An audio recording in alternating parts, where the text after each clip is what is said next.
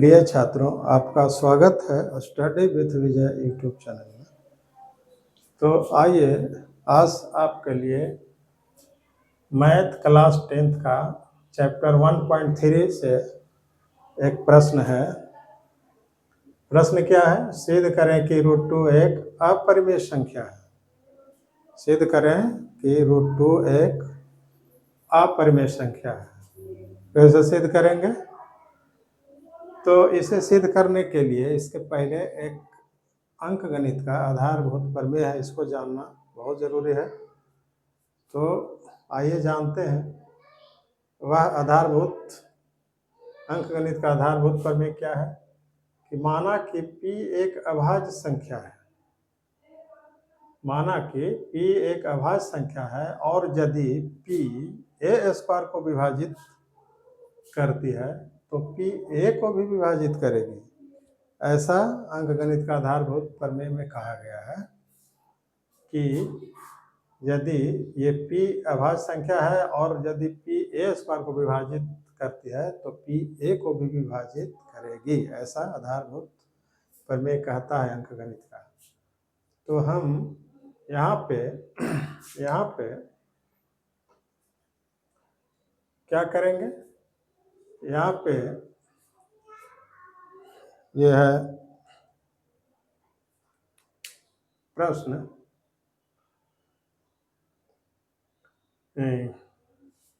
उसको हम सॉल्व करेंगे। यहाँ पर देखिए सॉल्यूशन लिखेंगे, सॉल्यूशन, और सॉल्व करेंगे। क्या सॉल्व करना है कि यहाँ पर लिखेंगे माना कि √2 सिद्ध करना है कि अपरिमेय संख्या है। और हम मान रहे हैं क्या? माना कि √2 एक परिमेय संख्या है।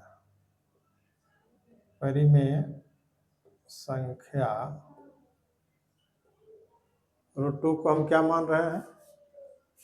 परिमेय संख्या मान रहे हैं। लेकिन सिद्ध करना है √2 एक अपरिमेय संख्या है। तो जब ये √2 एक परिमेय संख्या मान लिए तो क्या हो जाएगा? इसलिए √2 बराबर हम लिख सकते हैं a/b, यानी a/b के रूप में रहेगा, तभी परिमेय संख्या होगा। जहाँ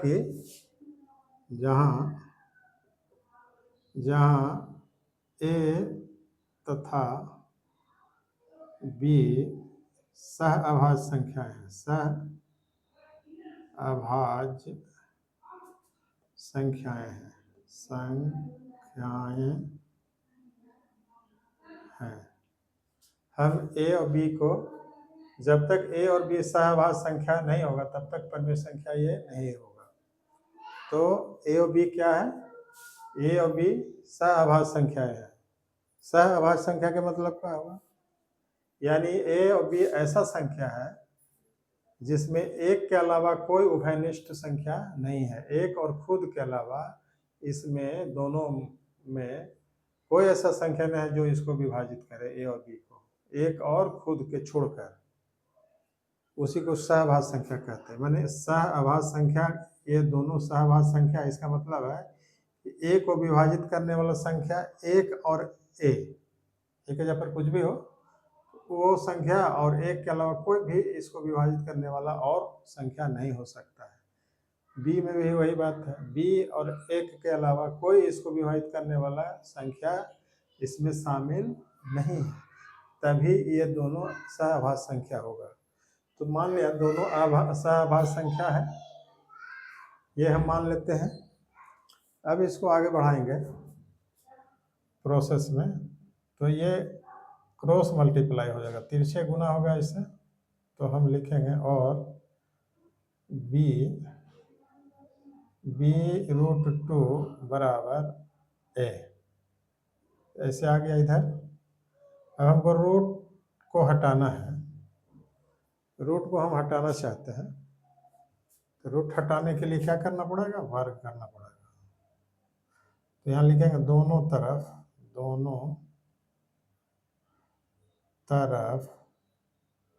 वर्ग करने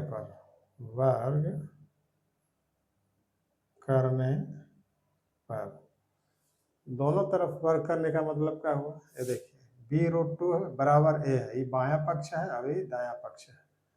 दोनों तरफ वर्ग करेंगे तो दोनों तरफ वर्ग करेंगे तो क्या हो जाएगा, ये b का स्क्वायर हो जाएगा, ये √2 है, इसका स्क्वायर करेंगे तो √4 हो जाएगा, उसका वर्गमूल 2 हो जाएगा। तो यहाँ पर हम लिख सकते हैं 2b², और इसका वर्ग करेंगे तो क्या हो जाएगा, बराबर में a² हो जाएगा। यहाँ पर मतलब क्या हुआ इसका, कि दोनों तरफ वर्ग करने पर, तो इसका वर्ग करेंगे तो क्या हो जाएगा, b² हो जाएगा, आई √2 का वर्ग हुआ तो क्या हो जाएगा, √4 हो जाएगा, उसका वर्गमूल 2 होगा, तो यहाँ पर 2b² आएगा। इधर करेंगे स्क्वायर तो ये स्क्वायर हो जाएगा। अब देखिए यहाँ पर हम 2 को इधर ले जा सकते हैं, 2 को इधर ले जा सकते हैं। यहाँ पर देखिए इसको हम समीकरण 1 मान लेते हैं थोड़ी देर के लिए, तो यहाँ 1 मान लिया। अब जो है b², 2 जो है a² को विभाजित कर रहा है, ये दोनों बराबर है। समीकरण में क्या है, ये और ये बराबर है, इसका मतलब है कि यहाँ पर 2 इसको विभाजित कर रहा है, इसको 2 को इधर भेजेंगे तो ये a²/2 हो जाएगा। यानी हम इसको लिख सकते हैं b² बराबर a²/2, यानी a² को 2 विभाजित कर रहा है, a² को 2 विभाजित कर रहा है। जब इसके स्क्वायर को विभाजित कर रहा है 2, तो a को भी विभाजित करेगा। जब a² को विभाजित कर रहा है 2, तो a को भी विभाजित करेगा। कैसे करेगा, तो यहाँ पर देखिए अंकगणित का आधारभूत पर में क्या कह रहा है कि माना कि p एक अभाज्य संख्या है और यदि p a² को विभाजित करती है तो p a को भी विभाजित करेगी, ये आधारभूत पर में कह रहा है। तो उसी हिसाब से a² को 2 विभाजित कर रहा है तो a को भी 2 विभाजित करेगा। लेकिन यहाँ क्या है, यहाँ क्या था, यहाँ a और b को विभाजित करने वाला एक और खुद के अलावा कोई संख्या नहीं है। लेकिन यहाँ क्या हो रहा है, यहाँ तो 2 विभाजित करने वाला संख्या में आ रहा है, तो ये क्या हुआ, यह विरोधाभास उत्पन्न हो रहा है। और यह विरोधाभास क्यों हो रहा है, क्योंकि हम पहले ही √2 को एक परिमेय संख्या मान ली है, जो हमारी गलत अवधारणा है। उसी का परिणाम है कि विरोधाभास उत्पन्न हो रहा है। तो यहाँ पर हम ये है, यहाँ पर ये भाग विरोधाभास उत्पन्न कर रहा है। अब यहाँ पर देखिए b² बराबर इतना। अब जो है हम a बराबर a 2c रखने पर, 2c समीकरण 1 में यहाँ लिख दें, समीकरण 1 में, समीकरण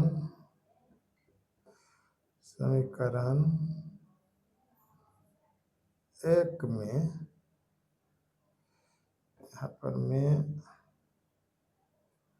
1 में a बराबर 2c रखने पर, समीकरण 1 है। अब 1 में हम a के जगह पर 2c अब रखते हैं मान, तो 2c रखते हैं, तो यहाँ पर क्या हो जाएगा, 2b² बराबर 2c, इसका स्क्वायर करेंगे ऐसा, क्योंकि a बराबर हम 2c रखते हैं, तो ये 2b² बराबर a² है, तो a के जगह पर 2c रखा है तो 2c, इसका होल स्क्वायर हो जाएगा। अब यहाँ पर आगे बढ़ाते हैं, 2b² बराबर 2 दूनी के 4c² हो गया। अब यहाँ पर देखिए 2 कट जाएगा 2 से, यानी और हम क्या लिख सकते हैं, b² बराबर 2c², b² बराबर 2c²। यहाँ पर देखिए अब हम 2 को इधर लाएंगे, 2 को इधर लाएंगे तो क्या हो जाए, और पी स्क्वायर बटा 2 बराबर सी स्क्वायर। इसका मतलब है, इसका मतलब क्या है? इसका मतलब है कि 2b स्क्वायर को विभाजित कर रहा है, बी स्क्वायर को 2 विभाजित करती है, तो इसका मतलब है कि b को भी 2 विभाजित करेगा। यहाँ पर लिखेंगे कि अतः 2b स्क्वायर को विभाजित करती है, विभाजित करती है, इसलिए 2b को भी विभाजित करेगी, b को भी विभाजित करेगी, 2b को भी विभाजित करेगी। अंकगणित का आधारभूत प्रमेय से यहाँ पर तो पहले ही बता दिया गया है कि यदि पी ए स्क्वायर को विभाजित करती है तो पी ए को भी विभाजित करेगी। यह आधारभूत प्रमेय कहता है अंकगणित का।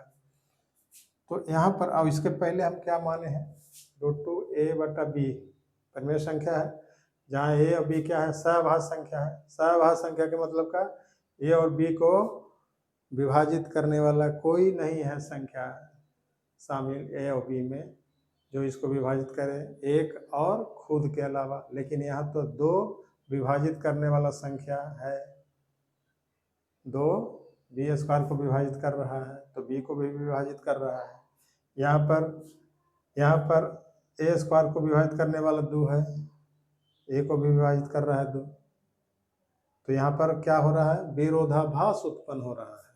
यह विरोधाभास क्यों उत्पन्न हो रहा है?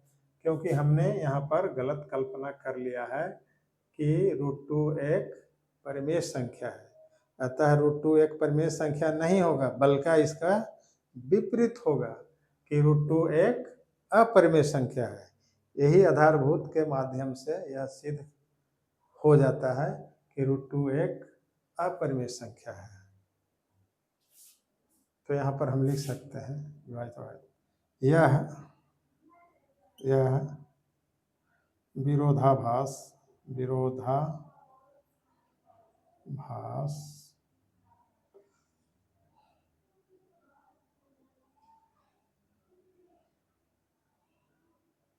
उत्पन्न हो रहा है। यह विरोधाभास उत्पन्न हमारी गलत अवधारणा के कारण उत्पन्न हो रहा है। यह विरोधाभास उत्पन्न हमारी गलत अवधारणा के कारण हो रही है। अतः √2 एक अपरिमेय संख्या होगी, अपरिमेय संख्या है। √2 एक अपरिमेय संख्या है। इस प्रकार से सिद्ध हो जाता है कि √2 एक अपरिमेय संख्या है। तो ये सिद्ध हो गया कि √2 एक अपरिमेय संख्या है। इसी प्रकार से √2 के जगह पर अगर √3 रहेगा या √5 रहेगा तो भी हम इसी तरह से सिद्ध कर सकते हैं। और यह बिहार बोर्ड परीक्षा के लिए अत्यंत महत्वपूर्ण प्रश्न होता है। ये हर वर्ष बिहार बोर्ड के परीक्षा में निश्चित रूप से आने वाला प्रश्न है, इसलिए इसको विशेष ध्यान दे करके सीखना जरूरी है छात्रों को। तो आज का क्लास यहीं पर हम समाप्त करते हैं। अगर यह हमारा वीडियो अच्छा लगा हो तो हमारे चैनल को लाइक और सब्सक्राइब कर दें, और ताकि आपका जितना भी मेरा नोटिफिकेशन है आपके मोबाइल पर जाता रहेगा, और आगे की और जितने भी हम वीडियो आपके सामने लाएंगे तो आपको नोटिफिकेशन मिलता रहेगा, जानकारी मिलता रहेगा। इसलिए लाइक और सब्सक्राइब करें। फिर मिलेंगे दूसरे दिन।